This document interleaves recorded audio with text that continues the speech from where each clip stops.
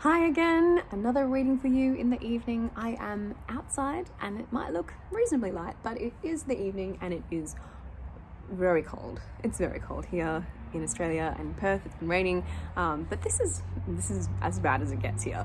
Anyway, I'm going to jump into a reading, finishing off the scene that I read last night, which is Benedick and Beatrice. In my last video, I talked a little bit about their relationship and what really went on beforehand, and asked for your thoughts. And so I'm going to finish this scene where it sort of turns dark and it talks about Kill Claudio. And really, what happens here is Beatrice it's sort of like an interrupted monologue, and I kind of wish it was in verse because it would be so wonderful for people to do for auditions and that kind of thing, and because it is so wonderful.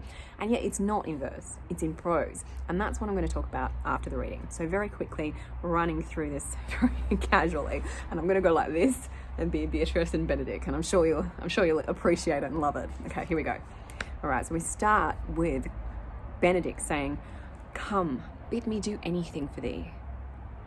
Kill Claudio.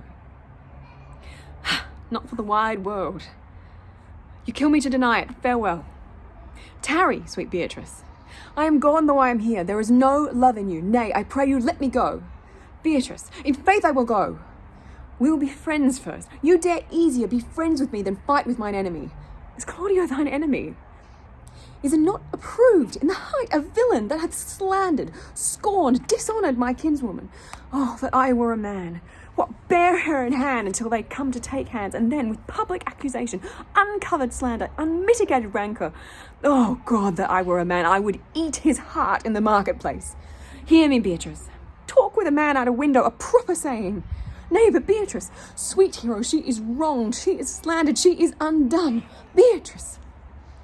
Princes and counties, surely a princely testimony, a goodly count comfort, a sweet gallant, surely. Oh, that I were a man for his sake. Oh, that I had any friend who would be a man for my sake. But manhood is melted into curtsies, valour into compliment, and men are only turned into tongue, and trim ones too. He is now as valiant as Hercules that only tells a lie and swears it. I cannot be a man with wishing, therefore I will die a woman with grieving. Tarry, good Beatrice, by this hand I love thee. Use it for my love some other way than swearing by it. Think you in your soul the Count Claudio hath wronged hero? Yea, as sure as I have a thought or a soul.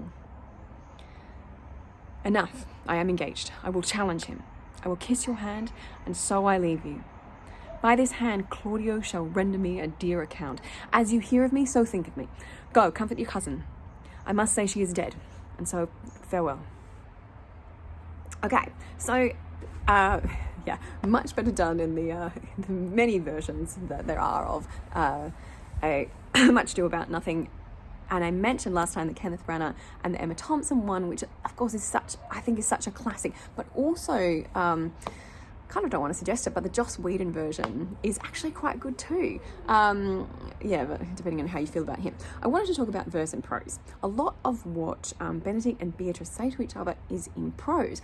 And now, if you research the difference between verse and prose when it comes to Shakespeare, honestly, I never really find anything terribly useful about it, apart from people say, comedy is in prose and it's more relaxed, it's more natural, which is, it's difficult to summarize or to simply explain what that means as more natural. But I think you've got to think about why is it in prose and why is it in verse? Like, why do they switch and when do they switch, and why might that be important? And this applies to any character and any play, but it's very noticeable with these two. That whole scene is in prose, and yet it feels as evocative as verse. So that's when we start to go, what's the difference? Why? What's happening here?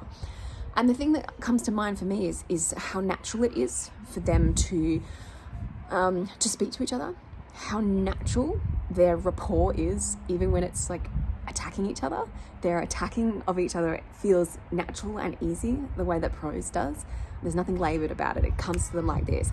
But so does their love. When they are loving to each other, that is natural and easy to them too, in a lot of ways. Although I do believe that they go into verse right at the end of the play when they're like, yes, I actually do love you. So they have times in verse, but often that's around other people as well. So some things to think about there.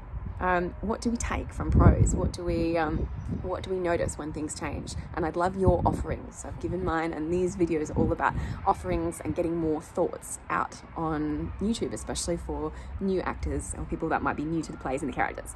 Right, so drop your thoughts below, and otherwise I'll see you in the next video.